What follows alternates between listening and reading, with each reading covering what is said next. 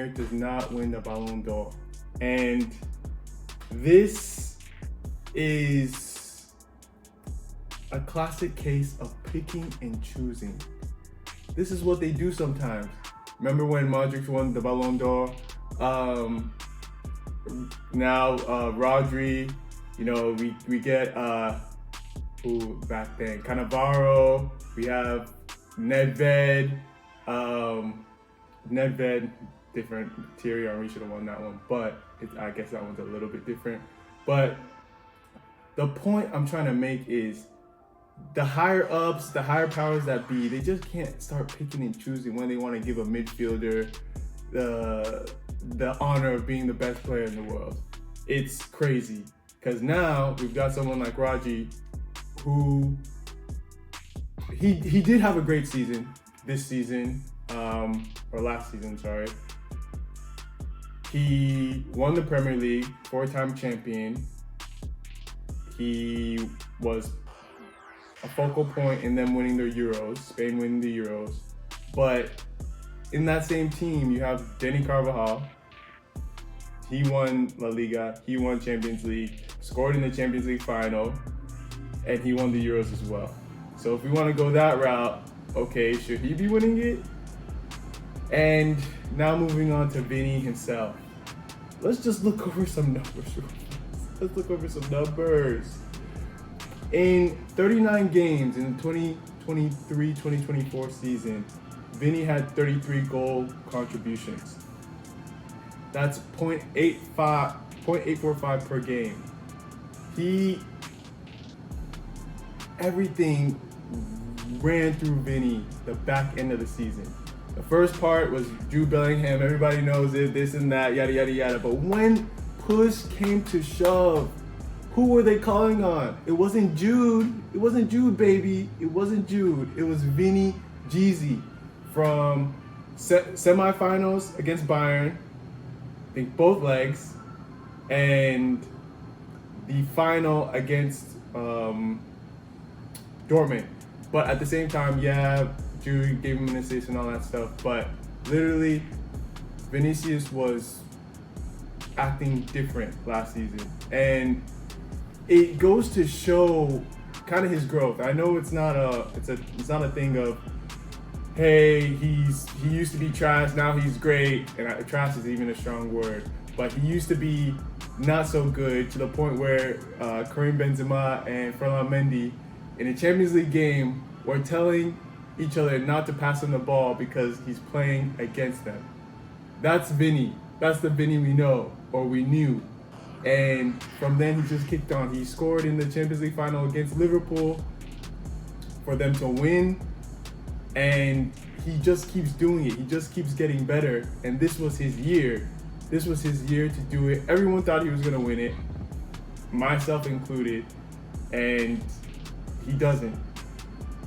And I just hope for the sake of everyone that it's not because of the off-field antics. It's not because of how he approaches the game. It's not because of him fighting racism time and time again. I just hope that they were straight up and they was just like, hey, Rodri, we think Rodri's better for this season, and that's just it. I can't quite understand it because I just can't.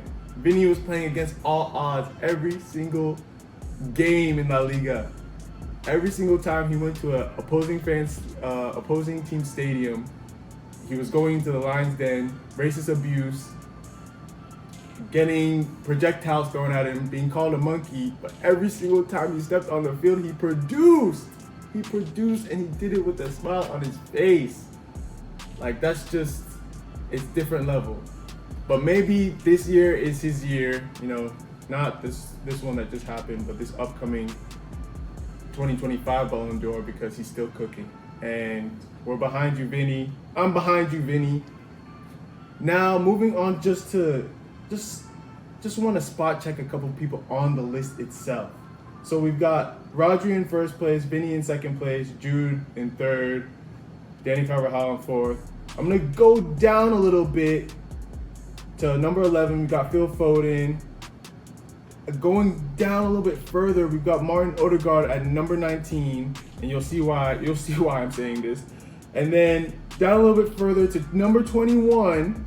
So in between Martin Odegaard and this player is Hakan Çalhanoğlu of Inter Milan. So he's in 20th place, and we've got Bukayo Saka in 21st place. Star boy Bukayo Saka in 21st place. Mr. Arsenal in 21st place.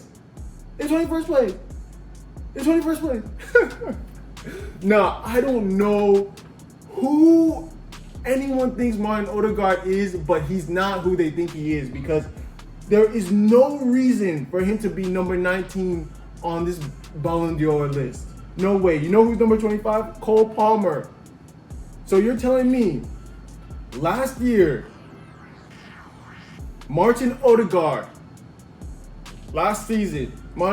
had a better season than both Bukayo Saka and Cole Palmer. Crazy. Okay, no, Sean, he's an attacking midfielder. He's not supposed to have too many goal contributions. It's the way he plays, blah, blah, blah. Okay, good looks. Who else is an attacking midfielder? Bruno Fernandes. Or Bruno Fernandes. As I'm playing. That's how they say it. But anyway, Bruno Fernandes, 48 games last season, 28 goal contributions. That's .583 per game. Now, Big bad Martin Odegaard, 48 games played, 22 goal contributions. That's 0.45 goals or assists per game. Bro, what are you telling me? No one was calling Bruno's name last season. No one was saying he had a great season. No one was saying anything. In fact, most people were saying, oh, Bruno's trash. But we've got someone. Just someone please help me make sense of this. That's all I want. I want an Arsenal fan to come to the table, call in, do anything. Say something in the comment section to tell me why Martin Odegaard was supposed to be 19th in the Ballon d'Or. Because he's not doing it internationally. Norway doesn't do anything internationally. Second place in the Premier League. Doesn't have the goal contribution or anything to back it up. If Odegaard's missing, it hurts Arsenal because he's a big player. I'm not going to hold him. He's a great player. But who's more important?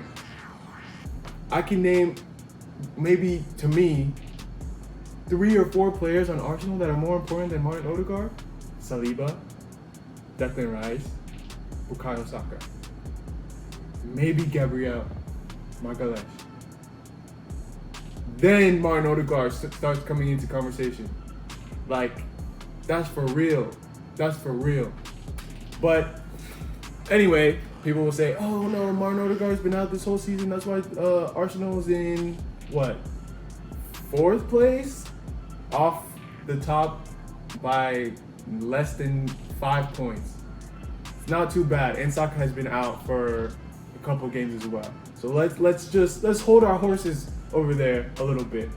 But yes, I just don't think Martin Odegaard is hitting like that. So someone let me know if I'm wrong. Now, moving on to